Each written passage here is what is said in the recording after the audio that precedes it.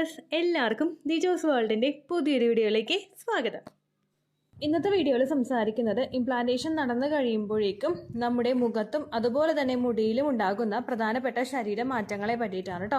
അപ്പോൾ അതെന്തൊക്കെയാണെന്ന് നമുക്ക് നോക്കാം. വീഡിയോ നമുക്ക് സ്റ്റാർട്ട് ചെയ്യാം. ഞാൻ ഈ പറയുന്ന പ്രഗ്നൻസി ലക്ഷണങ്ങൾ ഒന്നും തന്നെ ഇല്ലെങ്കിലും നിങ്ങൾ ടെൻഷൻ ആവേണ്ട ആവശ്യമില്ല. എക്സ്പെക്റ്റഡ് പീരിയഡ് ഡേറ്റിൽ ബ്ലീഡിങ് വരുന്നുണ്ടോ എന്ന് മാത്രം നിങ്ങൾ ശ്രദ്ധിച്ചാൽ മതി കേട്ടോ.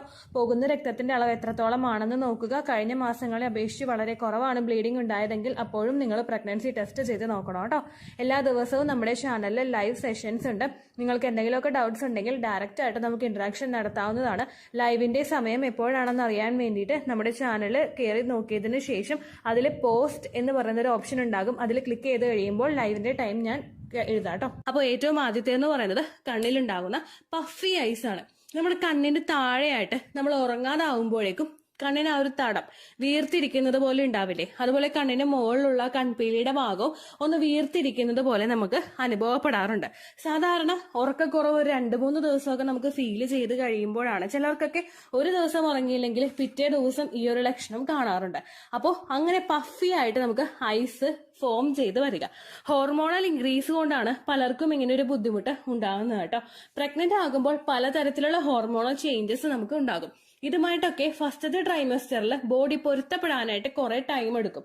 ഈ ടൈം എടുക്കുമ്പോഴേക്കും ഒരുപാട് റിയാക്ഷൻസ് ഈ ഹോർമോൺ ചേഞ്ചസ് കൊണ്ട് നിങ്ങൾക്ക് ശരീരത്തിൽ കാണാനായിട്ട് സാധിക്കും കേട്ടോ. അപ്പൊ അതുകൊണ്ടാണ് ഇങ്ങനെയുള്ള വ്യത്യാസങ്ങൾ നിങ്ങൾക്ക് അനുഭവപ്പെടുന്നത്. രണ്ടാമതായിട്ട് വരുന്നത് ഡാർക്ക് സർക്കിൾസ് ആണ്. കണ്ണിന് താഴെയായിട്ടുള്ള പോർഷനിലും മൂക്കിന്റെ സൈഡിലായിട്ടുള്ള ഭാഗത്തും ചുണ്ടിന് താഴെയായിട്ടുള്ള ഭാഗങ്ങളിലുമൊക്കെ നിങ്ങൾക്ക് നിറവ്യത്യാസങ്ങൾ ഉണ്ടാകും. ഇവിടെ ഡാർക്ക് സർക്കിൾസ് പലർക്കും പ്രഗ്നൻസിയുടെ സ്റ്റാർട്ടിംഗ് സ്റ്റേജിൽ ഫോം ചെയ്യാറുണ്ട്. മെലാസ്മ എന്നൊരു കണ്ടീഷൻ വെച്ചിട്ട് പലർക്കും ഇങ്ങനെ ഡാർക്ക് സർക്കിൾസ് ഉണ്ടാവാറുണ്ട്. നമുക്ക് കണ്ണിന് താഴെയൊക്കെ കറുത്ത പാട് ഒരുപാട് നേരം ഫോൺ യൂസ് ചെയ്യുന്നവർക്ക്, അല്ലെങ്കിൽ ഉറക്കം കണ്ടിന്യൂസ് ആയിട്ട് കിട്ടാത്തവർക്ക്, ഒരുപാട് ടെൻഷൻ ഉള്ളവർക്കൊക്കെ ഫീൽ ചെയ്യാറുണ്ട്. അതുപോലെ മറ്റൊരു മാറ്റമാണ് നമ്മളിൽ ഉണ്ടാവുന്ന ഹോർമോൺ ചേഞ്ച്. പെട്ടെന്നൊരു ഹോർമോൺ ഹൈക്ക് ഉണ്ടാവുമ്പോഴും ഈസ്ട്രോജനും പ്രൊജസ്ട്രോണും ഒക്കെ ഇൻക്രീസ് ആവുന്നത് കൊണ്ട് പലർക്കും ഇങ്ങനെയുള്ള ബുദ്ധിമുട്ട് കണ്ണിന് താഴെയൊക്കെ ഫീൽ ചെയ്യും കേട്ടോ. അങ്ങനെയൊക്കെ അസ്വസ്ഥതകൾ നിങ്ങൾക്ക് പെട്ടെന്ന് ഫോം ചെയ്യുന്നുണ്ടെങ്കിൽ അത് നിങ്ങൾ നല്ലതുപോലെ ശ്രദ്ധിക്കുക. ഇങ്ങനെ ഉണ്ടാകുന്ന ഡാർക്ക് സർക്കിൾസ് ഒക്കെ നിങ്ങൾക്ക് ആ ഒരു ഡെലിവറി കഴിഞ്ഞതിന് ശേഷം ഹോർമോൺസ് ഒക്കെ ഒന്ന് നോർമലായി കഴിയുമ്പോഴേക്കും മാറും കേട്ടോ. ഇങ്ങനെയുള്ള പാടുകളൊക്കെ വന്നു കഴിഞ്ഞാൽ കൂടുതലായിട്ട് ഫോൺ യൂസ് ചെയ്ത് സിറ്റുവേഷൻ വേഴ്സ് ആക്കാതിരിക്കുക. കുറച്ചു നേരം ഒന്ന് കണ്ണൊക്കെ അടച്ചു വെച്ച് ക്യൂക്കുമ്പറൊക്കെ നമ്മുടെ കണ്ണിലൊക്കെ വെച്ചിട്ട് ഒന്ന് റിലാക്സ് ആകാനായിട്ടൊക്കെ നിങ്ങൾ ശ്രദ്ധിക്കുന്നത് നല്ലതായിരിക്കും കേട്ടോ. മൂന്നാമതായിട്ട് ഉണ്ടാകുന്നതാണ് നമ്മുടെ മുടിയാണ്. പ്രഗ്നൻസി തലമുടിയെ ബാധിക്കുമോ എന്ന് ചോദിച്ചു കഴിഞ്ഞാൽ ഉറപ്പായിട്ടും നമ്മുടെ തലമുടിയിൽ ആ ചേഞ്ചസ് നമുക്ക് തിരിച്ചറിയാനായിട്ട് സാധിക്കും. അതെങ്ങനെയൊക്കെയാണെന്ന് നമുക്ക് നോക്കാം. ഏറ്റവും ആദ്യത്തെ ഒരു കാറ്റഗറി എന്ന് പറയുന്നത് നമ്മുടെ മുടി ഒരുപാട് ഹെയർ ഗ്രോത്ത് ഉണ്ടാവുക. ഹെയർ ഗ്രോത്ത് ഉണ്ടാവാനായിട്ടുള്ള കാരണം എന്ന് പറയുന്നത് നമ്മൾ പ്രഗ്നന്റ് ആകുന്ന സമയത്തും നമ്മൾ പ്രഗ്നൻസി ട്രൈ ചെയ്യുന്ന സമയത്തും പ്രിനേറ്റൽ വിറ്റമിൻസ് ഒക്കെ എടുക്കാറുണ്ട്. പ്രഗ്നന്റ് ആകുന്ന സമയത്ത് നമ്മൾ വിറ്റമിൻ മെഡിസിൻസ് എടുക്കുന്നതും അതുപോലെ തന്നെ പ്രഗ്നൻസി ആയി കഴിയുമ്പോഴേക്കും നമ്മളുടെ ശരീരത്തിലെ ഹോർമോൺ ഇൻക്രീസ് ഉണ്ടാവാറുണ്ട്. പ്രഗ്നന്റ് ആകുമ്പോഴേക്കും സ്ത്രീ ശരീരത്തിൽ കൂടുന്ന ആൻഡ്രോജൻ ഹോർമോണും അതുപോലെ തന്നെ പ്രൊജസ്ട്രോൺ ഹോർമോണുമാണ് നിങ്ങളിൽ ഹെയർ ഗ്രോത്ത് ഉണ്ടാവുന്നതിന് പ്രധാനപ്പെട്ട ഒരു കാരണം എന്ന് പറയുന്നത്. ഹെയർ ഫോൾ ഉണ്ടാവുന്നവർക്കും അല്ലെങ്കിൽ മുടിക്ക് നീട്ടം കുറവോ ഉള്ളു കുറവോ അനുഭവപ്പെടുന്നവർക്കൊക്കെ പ്രഗ്നൻസിയുടെ ഒരു തുടക്കം മുതൽ തന്നെ ആ ഹെയർ ഫോൾ ഒന്ന് നിൽക്കാനായിട്ട് തുടങ്ങും. കാരണം ഹെയർ ഫോളിനെ കൺട്രോൾ ചെയ്യാൻ സാധിക്കുന്നതെല്ലാം നമ്മുടെ ശരീരത്തിലെ ഹോർമോൺസും ഡെവലപ്പ് ആവുന്നുണ്ട്. അതുകൊണ്ട് ഹെയർ ഫോൾ ഒന്ന് കുറയും. അതുപോലെ തന്നെ മുടി തിക്കണാവാനായിട്ട് തുടങ്ങും. മുടിക്ക് കട്ടി ഉണ്ടാകും. ഒരു ഹെൽത്തി ആയിട്ടുള്ള ഒരു ഹെയർ എങ്ങനെയാണോ ഗ്രോ ആകുന്നത് അതുപോലുള്ളൊരു വ്യത്യാസമായിരിക്കും നിങ്ങൾക്ക് അനുഭവപ്പെടുന്നത് കേട്ടോ.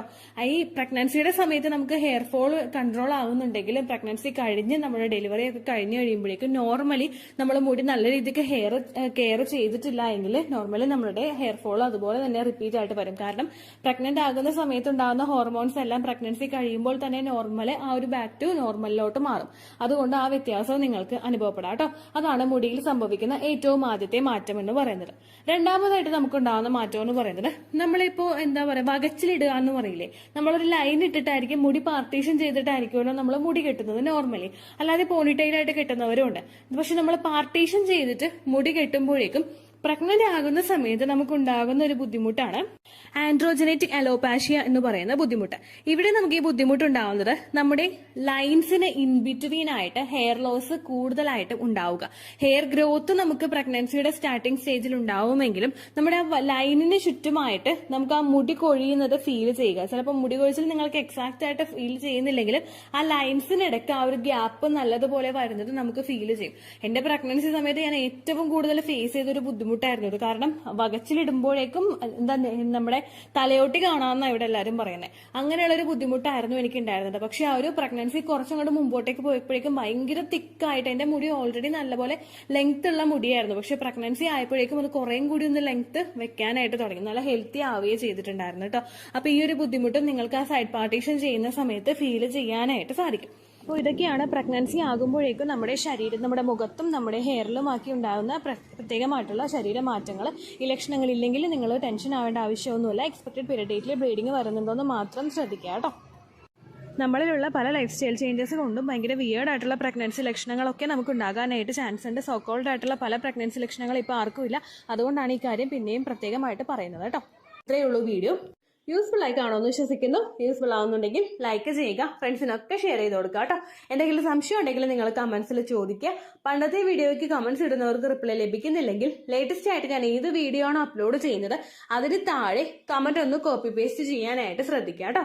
അതുപോലെ ഓവുലേഷൻ ഡേറ്റ് കാൽക്കുലേറ്റ് ചെയ്ത് തരാനായിട്ട് റിക്വസ്റ്റ് ചെയ്യുന്ന ആളുകൾ എത്രയാണോ സൈക്കിൾ ലെങ്ത് അത് മെൻഷൻ ചെയ്യാനായിട്ട് ശ്രദ്ധിക്കുക. സൈക്കിൾ ലെങ്ത് എന്നതുകൊണ്ട് ഉദ്ദേശിച്ചത് ഓരോ മാസവും എത്ര ദിവസം കൂടുമ്പോഴാണോ ബ്ലീഡിങ് വരുന്നത് അതാണ് സൈക്കിൾ ലെങ്ത്.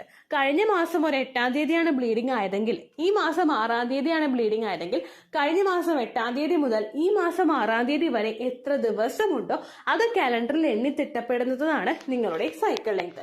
സൈക്കിൾ ലെങ്ത് നമ്മൾ കൃത്യമായിട്ട് കാൽക്കുലേറ്റ് ചെയ്യുകയാണെങ്കിൽ ഓവുലേഷൻ ഡേറ്റ് എളുപ്പത്തിൽ കണ്ടുപിടിക്കാൻ വേണ്ടിയിട്ട് ഒരുപാട് ആപ്ലിക്കേഷൻസും ഒരുപാട് ഓൺലൈൻ ആയിട്ടുള്ള വെബ്സൈറ്റുകളും ഇന്ന് നമുക്ക് അവൈലബിൾ ആണ്.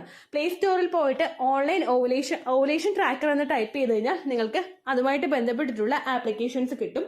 അത് പറ്റുന്നില്ല എങ്കിൽ ഗൂഗിളിൽ പോയിട്ട് ഓൺലൈൻ ഓവുലേഷൻ കാൽക്കുലേറ്റർ എന്ന് ടൈപ്പ് ചെയ്ത് കഴിഞ്ഞാൽ അതുമായിട്ട് ബന്ധപ്പെട്ടിട്ടുള്ള വെബ്സൈറ്റുകൾ നിങ്ങൾക്ക് കിട്ടും. അതിൽ നിങ്ങളുടെ ലാസ്റ്റ് മന്തിലെ മെൻസ്ട്രേഷന്റെ ഡേറ്റും ഒപ്പം ഞാൻ ഈ പറഞ്ഞ രീതിക്ക് നിങ്ങൾ കാൽക്കുലേറ്റ് ചെയ്യുന്ന സൈക്കിൾ ലെങ്ത്തും എൻ്റർ ചെയ്ത് കൊടുക്കുകയാണെങ്കിൽ നിങ്ങൾക്ക് കൃത്യമായിട്ട് ഓവുലേഷൻ ഡേറ്റ് കണ്ടുപിടിക്കാനായിട്ട് സാധിക്കും. ഫെർട്ടൈൽ ടൈം പീരീഡും നിങ്ങൾക്ക് കിട്ടും. അതായത് എത്ര ദിവസം മുതൽ കോണ്ടാക്ട് ചെയ്ത് തുടങ്ങിക്കഴിഞ്ഞാൽ നിങ്ങൾ പ്രഗ്നന്റ് ആകും എന്നുള്ളൊരു ഡേറ്റും നിങ്ങൾക്ക് പ്രോപ്പറായിട്ട് കിട്ടും കേട്ടോ. ഇത് കാൽക്കുലേറ്റ് ചെയ്യുന്ന സമയത്ത് സൈക്കിൾ ലെങ്ത് കാൽക്കുലേറ്റ് ചെയ്യുന്ന സമയത്ത് നിങ്ങളുടെ ആ ഒരു കലണ്ടറിൽ നോക്കി തന്നെ നിങ്ങൾ കാൽക്കുലേറ്റ് ചെയ്യുക. പല മാസങ്ങളിലും 30-31 ദിവസമുണ്ട്. അതുകൊണ്ടാണ് അങ്ങനെ പറഞ്ഞത്. ഒപ്പം നിങ്ങൾക്ക് ബ്ലീഡിങ് തുടങ്ങിയ ദിവസത്തിന് വേണം നിങ്ങൾ ഡേ 1 ആയിട്ട് എടുക്കാൻ വേണ്ടിയിട്ട്. സ്പോട്ടിങ് തുടങ്ങിയ ദിവസത്തിനെ, അതായത് ചെറുതായിട്ട് ഡിസ്ചാർജ് പോയി തുടങ്ങിയ ദിവസത്തിനെ നിങ്ങൾ കൺസിഡർ ചെയ്യേണ്ട ആവശ്യം ഇല്ല കേട്ടോ. അപ്പൊ ഇത്രയേ ഉള്ളൂ വീഡിയോ. അടുത്തൊരു വീഡിയോ ആയിട്ട് നമുക്ക് വീണ്ടും കാണാം. ബൈ.